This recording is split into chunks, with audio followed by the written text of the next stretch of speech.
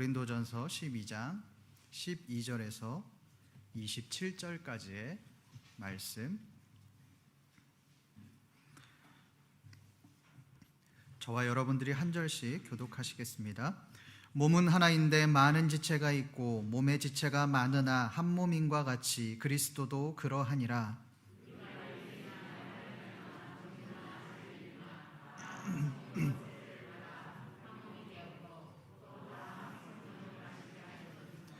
몸은 한 지체뿐만 아니요 여럿이니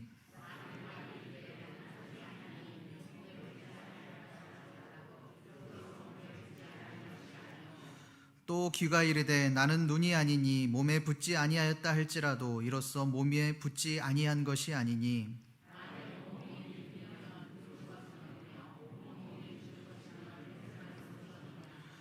그러나 이제 하나님이 그 원하시는 대로 지체를 각각 몸에 두셨으니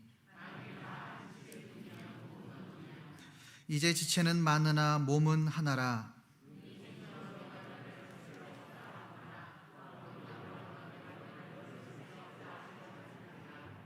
그뿐 아니라 더 약하게 보이는 몸의 지체가 도리어 요긴하고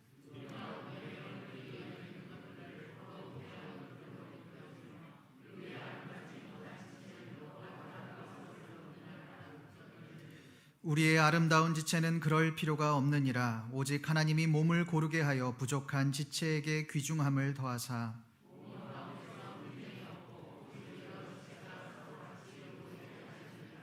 만일 한 지체가 고통을 받으면 모든 지체가 함께 고통을 받고 한 지체가 영광을 얻으면 모든 지체가 함께 즐거워하느니라. 너희는 그리스도의 몸이요 지체의 각 부분이라. 아멘. 지난 말씀에서 바울은 성령의 은사와 또 교회를 비교하며 그렇게 말씀했습니다. 고린도 교인들은 이 은사 열광주의를 내세워 자신이 가진 은사가 가장 뛰어나다라고 그렇게 주장했습니다. 그 중에 예언의 은사나 이 방언의 은사를 가진 그 사람들은 믿음이 좋은 사람으로 그렇게 평가를 받았습니다. 뿐만 아니라 이 자신이 받은 은사를 내세우며 은사를 받지 못한 사람들을 무시했습니다. 그러나 바울은 말씀을 통해 은사와 직분과 사역이 같다라고 그렇게 말을 합니다. 높고 낮음이 없다라고 말을 합니다. 바울이 왜 이렇게 말을 합니까? 은사는 하나님께서 주신 선물이기 때문에 그렇습니다. 은사를 많이 받은 사람은 많이 섬기면 되고 적게 받은 사람은 그 받은 만큼 하나님의 일을 감당하면 되는 것입니다. 바울은 지난 말씀에서 이 부분을 말씀했습니다. 은사에 이어 오늘 말씀에서는 이 바울이 지체에 대해서 말씀하고 있습니다. 여러분이 오늘 말씀 이 구절들을 읽으며 드는 의문이 한 가지 있을 겁니다. 그 의문은 무엇이냐면 바울이 왜 지체라는 표현, 지체의 비유를 사용했는가라고 하는 의문입니다. 그것을 알기 위해서 먼저 이 고린도 교회 안에 어떤 일들이 있었는지를 우리가 한번 알아보겠습니다. 우리가 알다시피 이 고린도 교회 안에는 많은 문제들이 있었습니다. 성적인 문제, 또 우상의 죄물의 문제, 은사 열광주의, 또 파당의 문제 등 이 많은 문제들이 있었습니다.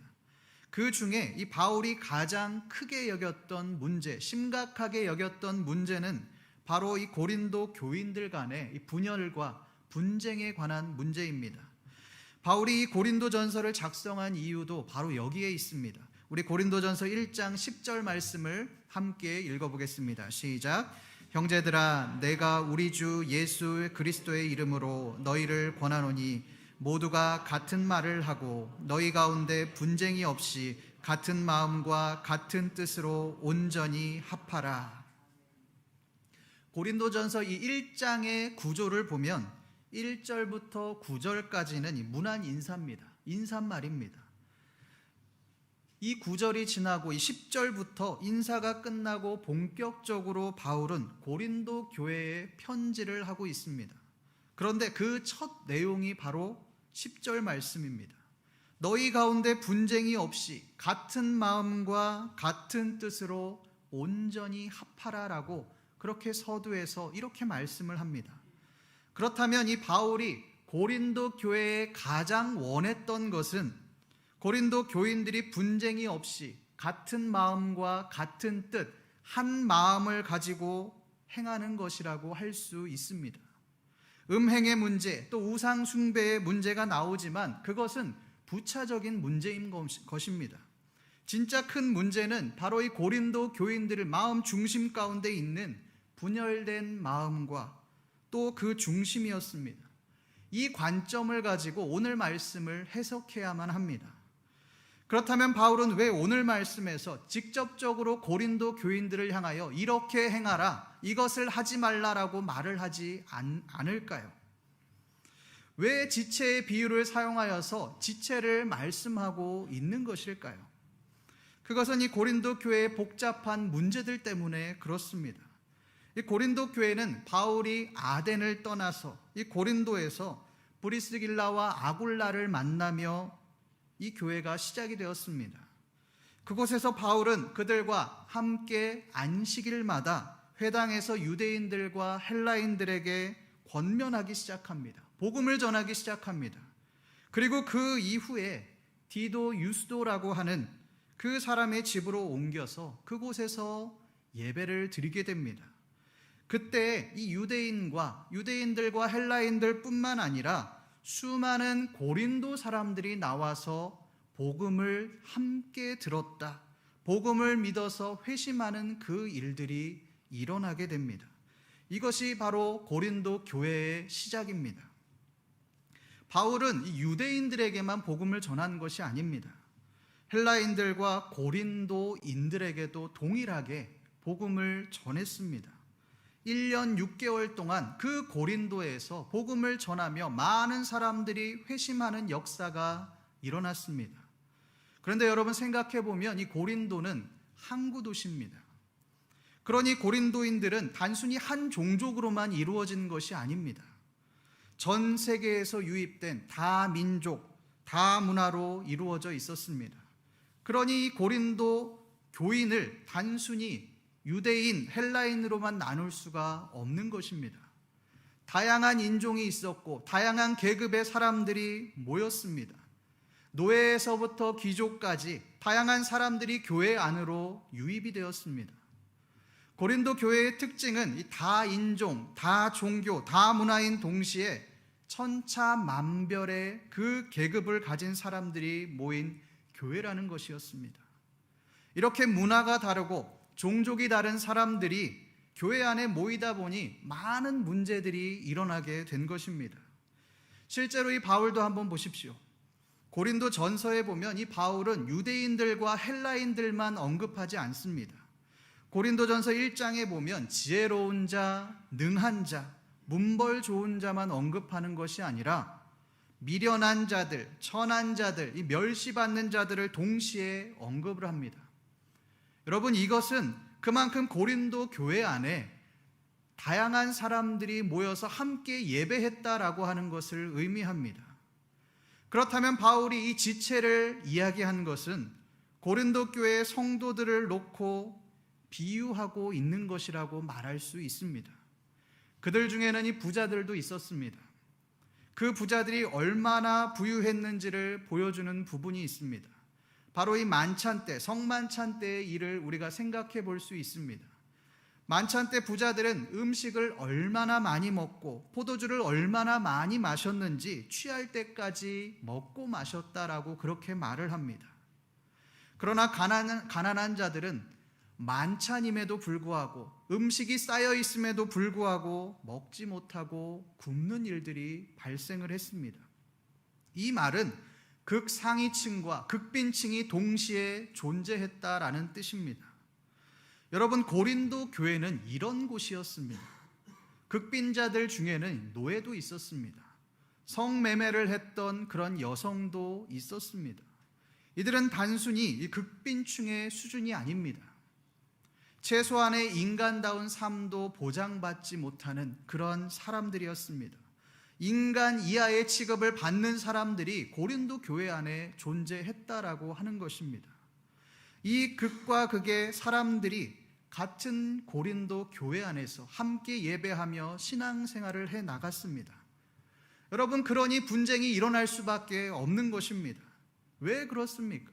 밖에서는, 세상에서는 겸상도 할 수 없는, 아니 상종도 할 수 없는 그 부류의 사람들인데 교회에 가면 동역자라고 말을 합니다. 같은 집사고 또 같은 직분의 장로가 되어지기 때문에 그렇습니다. 지금은 노예제도가 없어졌지만 여러분 한번 생각해 보십시오. 우리 집에서 종으로 부려먹고 있는 그 노예가 교회에 갔는데 나와 똑같은 직분을 가지고 동일하게 대접을 받는 겁니다. 아니, 주인인 나보다 교회에서 인정을 더 많이 받는 겁니다. 여러분, 이것을 인정하고 받아들일 수 있었겠습니까? 용납할 수가 없는 겁니다. 그러니 분쟁이 일어나고 파벌이 형성될 수밖에 없습니다. 이 강남의 교회 중에 이 묘동교회라고 하는 교회가 있습니다. 이 묘동교회는 역사가 아주 오래된 교회입니다. 이 교회는 1910년에 이 연동교회로부터 분리되었습니다. 그런데 그 분리된 이유가 아주 재밌습니다. 당시에 이 연동교회의 목사님은 게일이라고 하는 한국인 선교사였는데 이분이 장로를 피택하는데 이 천민 출신인 고찬익, 여명형, 또 임공진, 이 사람들을 장로로 추대한 것입니다. 그러니 교회가 어떻게 됐겠습니까? 양반의 사람들은 들고 일어난 겁니다. 특히 양반 출신의 이원긍, 또 함우택, 오경선을 비롯한 이 양반 100여 명은 들고 일어났습니다. 교회 안에서 들고 일어나면서 난리가 났습니다. 우리는 이것을 인정할 수 없다. 그렇게 반발하며 우리는 양반이니, 우리는 돈을 가지고 있으니 양반 중심의 교회를 세우겠다. 천민들은 접근할 수 없는, 함께할 수 없는 그 교회를 세우겠다라고 해서 세워진 교회가 바로 묘동교회입니다. 여러분, 재밌지 않습니까? 천민들이 교회의 직분자가 되는 것, 교회의 임직자가 되는 것에 불만을 품고 양반들만 예배를 드린 그런 교회를 세웠다. 그런 교회를 만들어 버렸습니다. 그런데 여러분, 우리 안에도 혹시나 이런 마음이 있지는 않으십니까? 겉으로 그렇게까지 반발하지 않을지는 모르겠습니다. 티가 나게 싫어하지 않을지는 모르겠습니다. 그러나 우리 마음 가운데서도 사람을 계급을 나누고 평가하는 그 마음이 있지는 않으십니까? 돈이 없고 사회적으로 무시를 당하는 그 사람들이 교회로 오면 아무도 관심을 가지지 않습니다. 그러나 사회에서 영향력이 있는 사람들, 또 높은 위치에 있는 사람들, 그 사람들이 교회로 오면 극진히 대접합니다. 대우가 완전히 달라집니다. 세상의 기준이 교회 안에서도 동일하게 적용되는 것입니다.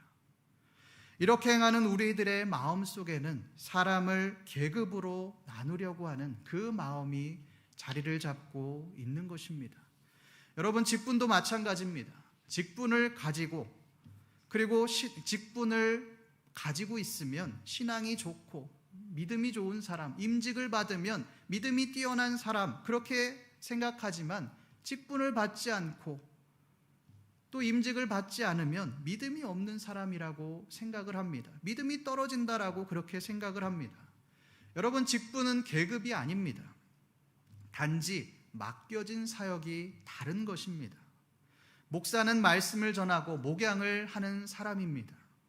장로는 교회를 전체적으로 살피고 치리하는 역할을 가지고 있습니다. 집사, 권사는 교회를 세우고 교회를 위해 봉사하는 사람들, 교회를 위해 일하는 일꾼들입니다. 그런데 우리는 이것을 역할로 생각하지 않습니다. 계급으로 생각합니다. 감투로 생각합니다. 그래서 목사가 되면, 장로가 되면 내가 무언가 한번 해봐야 되겠다. 교회 안에서 영향력을 발휘해봐야 되겠다. 이런 생각을 합니다.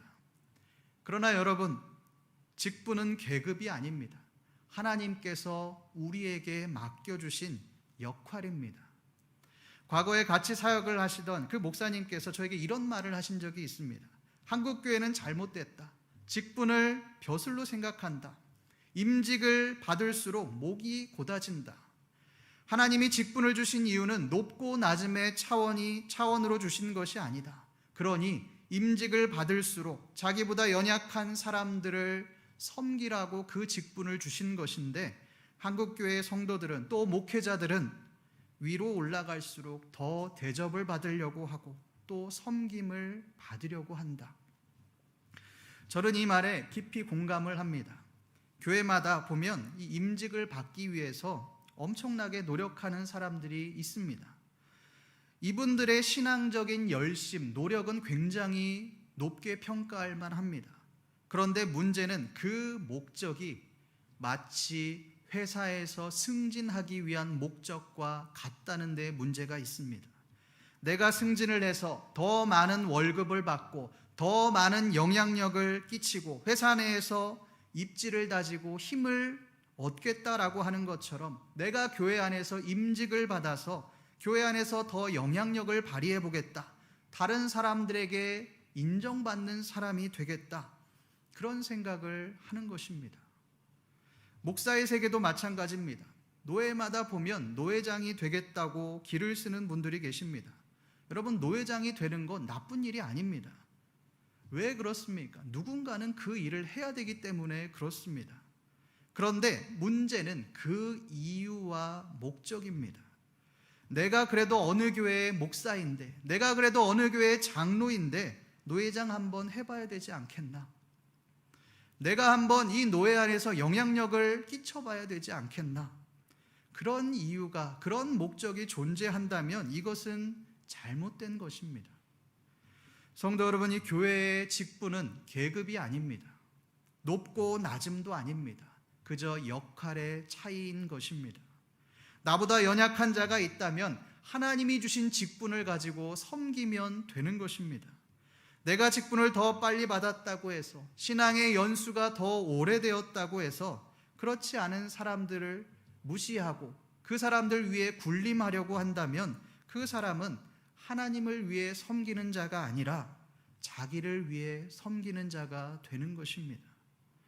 성도 여러분, 우리가 직분을 받으셨습니까? 그렇다면 섬기십시오. 신앙의 연수가 오래되셨습니까? 그렇다면 믿음이 연약한 자를 섬기고 높여주십시오. 그것이 지체의 진정한 의미대로 행하는 길입니다. 그렇다면 바울은 이 지체에 대해서 어떻게 하라고 말씀합니까? 우리 13절 말씀을 함께 읽어보도록 하겠습니다. 시작. 우리가 유대인이나 헬라인이나 종이나 자유인이나 다 한 성령으로 세례를 받아 한 몸이 되었고 또 다 한 성령을 마시게 하셨느니라. 바울은 이것에 대해서 유대인, 헬라인, 종이나 자유인이나 다 한 성령으로 세례를 받아서 한 몸이 되었다라고 그렇게 말씀합니다. 다 한 성령을 마셨다고 그렇게 말을 합니다. 여러분, 이것이 무엇입니까? 세례입니다. 세례를 통해 우리가 한 몸이 되었다는 것입니다. 여러분, 이 말씀이 잘 이해가 되지 않습니다. 어떻게 이해해야 하겠습니까? 우리 요한일서 2장 27절 말씀을 함께 읽어보겠습니다. 시작. 너희는 주께 받은 바 기름 부음이 너희 안에 거하나니 아무도 너희를 가르칠 필요가 없고 오직 그의 기름 부음이 모든 것을 너희에게 가르치며 또 참되고 거짓이 없으니 너희를 가르치신 그대로 주 안에 거하라. 요한일서 2장 27절 말씀의 핵심은 아무도 너희를 가르칠 필요가 없다에 있지 않습니다. 너희는 주께 받은 바 기름 부음이 너희 안에 거하나니, 이 말씀에 있습니다. 우리가 그리스도를 믿을 때 우리에게는 그리스도의 은혜로 인하여서 영적인 생명이 주어집니다. 그렇기에 이 불신자와는 근본적으로 관점 자체가 달라지게 됩니다. 육신으로 사는 것이 아니라 이제는 거듭남으로 영으로 사는 존재가 되어집니다. 그것이 바로 회심입니다. 우리가 바울을 한번 보십시오. 유대인으로 이 예수 믿는 자들을 핍박하고 다녔던, 그것에 목숨을 걸고 생명을 걸고 다녔던 그가 다메섹 도상에서 예수님을 만나고 일평생 복음을 전하는 복음 전도자가 되었습니다. 관점이 바뀌게 되었습니다. 우리가 잘 아는 성 어거스틴은 마니교에 심취해 있던 이단 종교에 심취해 있던 사람이었습니다. 그러나 로마서 13장 13절에서 낮에와 같이 단정히 행하고 방탕하거나 술 취하지 말며 음란하거나 호색하지 말며 다투거나 시기하지 말고 이 말씀을 읽고 회심을 하게 되었습니다. 그리고 기독교 역사상 가장 위대한 신학자 중 한 명이 되었습니다. 회심한 자들, 이 거듭난 자들은 관점이 완전히 바뀐 자들이기 때문에 세상의 가치가 더 이상 중요하지 않게 되어집니다. 대신 영적인 가치, 하나님의 말씀, 복음이 인생에서 최고의 가치가 되어집니다. 그러니 하나님의 말씀을 듣지 않으면 견딜 수가 없는 겁니다. 살아갈 수가 없게 되는 것입니다. 한 성령으로 세례를 받았다라고 하는 말은 이런 뜻입니다. 우리 안에 성령으로 인하여서, 세례로 인하여서 영적인 생명이 주어졌기 때문에 신분은 다르지만, 인종과 문화가 다르지만, 성격도 다 천차만별이지만 같은 영적인 생각과 마음을 가지게 되는 것입니다. 그러니 성령으로 하나가 될 수밖에 없는 것입니다. 여러분이 예수님의 12제자를 한번 보십시오. 이들은 예수님이 부르시지 않았다면 결코 한 공동체가 될 수 없는 사람들입니다. 출신도 배경도 사상도 너무나도 다른 사람들이 바로 예수님의 제자들입니다. 이들 중에는 원수 관계도 있습니다. 예수님의 제자 중에 이 마태와 시몬이 그렇습니다. 마태는 아시다시피 세리입니다. 세리는 로마의 앞잡이입니다. 이스라엘의 백성들, 이 동족들에게 세금을 걷어서 로마에 바치는 그런 앞잡이입니다. 로마에 기생하며 소위 같은 민족의 피를 빨아먹고 사는 사람이 바로 마태였습니다. 그에 반해서 이 시몬은 어떤 사람입니까? 누가복음 6장에 보면 시몬을 말할 때 이 셀롯이라는 시몬이라고 말을 합니다. 여기에서 이 셀롯은 이 젤롯 땅을 의미하는데, 이 젤롯 땅이라는 뜻은 열심당이라는 뜻입니다. 열심당은 당시에 로마로부터 항거하며 독립운동을, 과격한 운동을 펼쳤던 단체가 바로 열심당, 젤롯 땅입니다. 그런데 이 둘이 함께 사역을 합니다. 이것이 뭐가 문제가 되느냐라고 물으시는 분이 있다면 그분들을 위해서 제가 비교를 한번 해드리겠습니다. 여러분, 우리가 우리의 일제강점기 시절로 보면 마태는 이완용입니다. 시몬은 김구 선생님입니다. 이 둘이 함께 사역을 했다는 말입니다. 이해가 되십니까? 절대로 있을 수 없고 있어서는 안 되는 일입니다. 이 둘은 서로 죽여야만 끝나는 그런 관계입니다. 누가 죽든지 한 명이 죽어야지만 그렇게 살 수 있는 그런 존재들입니다. 그런데 예수님은 이 둘을 동시에 제자로 부르셨습니다. 함께 하나님의 사역을 할 수 있도록 그렇게 만드셨습니다. 예수님이 왜 이렇게 하셨을까요? 성령으로 하나가 되었기 때문에 그렇습니다. 세상의 관계에서는 철천지 원수이고, 그리고 둘 중에 한 명이 끝나야지만 이어질 수 있는 그런 관계이지만, 복음 안에서, 성령 안에서, 그리스도 안에서 하나가 되었기 때문에 이것이 가능한 것입니다. 여러분, 이것이 예수님께서 사역하신 그 사역의 핵심입니다. 복음은 민족을 뛰어넘습니다. 종족을 뛰어넘습니다. 심지어는 원수도 뛰어넘습니다. 이것이 바로 복음의 핵심입니다. 그런데 우리는 어떻게 합니까? 사람을 보며 계급을 나누고 급을 나눕니다. 예수를 믿는 데에도 자격을 운운합니다. 저 사람은 예수를 믿을 자격이 없다. 저 사람은 직분을 받을 자격이 없다. 저 사람은 봉사할 만한 자격이 없다. 이렇게 생각을 합니다. 바울이 우리를 지체로 표현한 이유가 바로 여기에 있습니다. 몸은 여러 지체로 나누어져 있습니다. 오늘 말씀에도 보면 손과 발, 또 귀와 코 여러 가지 지체들이 나옵니다. 물론 이 지체들 중에서는 더 많이 사용하는 지체들도 있습니다. 가장 많이 사용하는 것 중에 하나가 지체 중에 하나가 바로 손입니다. 우리는 손을 끊임없이 사용하기 때문에 손이 가장 중요하다라고 여깁니다. 사용 빈도수가 대체적으로 적은 지체는 소홀하게 여깁니다.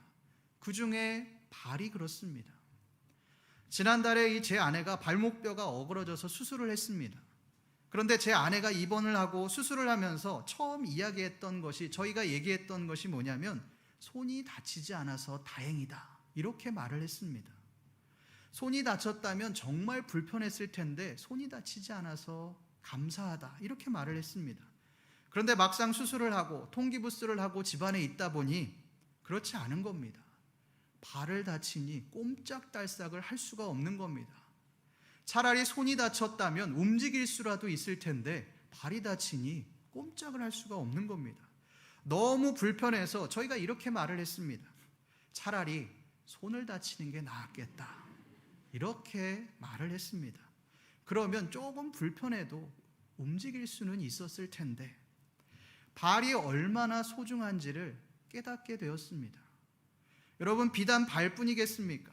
우리가 잘 사용하지 않는 그 지체도 중요하지 않은 지체가 없습니다. 모든 지체가 중요합니다. 그러나 우리는 우리가 자주 사용하고 또 늘 사용하는 그 지체만을 중요하게 생각합니다. 여러분, 그렇지 않습니다. 모든 지체가 중요합니다. 왜 그렇습니까?